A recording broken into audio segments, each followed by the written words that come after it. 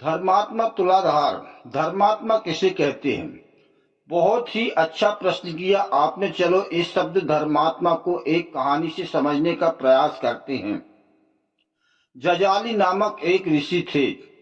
एक बार वे महातपस्वी ऋषि निराहार रहकर केवल वायु भक्षण करते हुए काष्ठ की भांति अविचल भाव से खड़े हो घोर तपस्या में प्रवृत्त हुए। उस समय उन्हें कोई ठूंठ समझकर एक चिड़िया का जोड़ा उनकी जटाओं में अपने रहने का घोंसला बनाकर कभी कभी तो 5-10 दिन बाद भी लौटता था, पर ऋषि बिना हिले डुले ही खड़े रहते थे। एक बार जब वे पक्षी उड़ने के बाद 1 महीने तक वापस नहीं लौटे, तब भी जजाली ऋषि ज्यों के त्यों खड़े रहे। अपने मस्तक पर चिड़ियों के पैदा होने और बढ़ने आदि की बातें याद करके वे अपने को महान धर्मात्मा समझकर आकाश की ओर देखकर बोल उठे, मैंने धर्म को प्राप्त कर लिया। इतने में आकाशवाणी हुई, जजाली तुम धर्म में तुलाधार की बराबरी नहीं कर सकते। काशीपुरी का धर्मात्मा तुलाधार भी ऐसी बातें नहीं करता। जजाली को बड़ा आश्चर्य हुआ। वे तुलाधार को देखने काशी आए। वहां पहुंचकर उन्होंने तुलाधार को सौदा बेचते हुए देखा। तुलाधार भी जजाली को देखते ही उठकर खड़े हो गए। फिर आगे बढ़कर बड़ी प्रसन्नता के साथ उन्होंने जजाली का स्वागत करते हुए कहा, आप मेरे पास आ रहे हैं, यह बात मुझे मालूम हो गई थी। आपने समुद्र तट पर एक वन में रहकर बड़ी भारी तपस्या की है।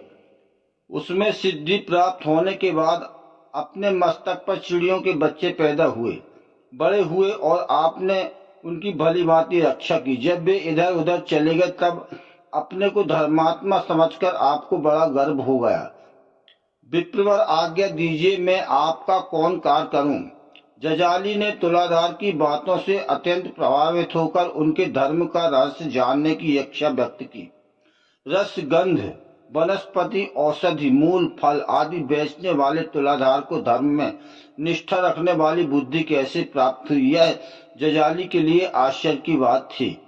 तुलाधार ने कहा, मैं परम प्राचीन और सबका हित करने वाला सनातन धर्म को उसके गूढ़ रहस्यों से जानता हूँ। किसी भी प्राणी से द्रोह न करके जीविका चलाना श्रेष्ठ माना गया है।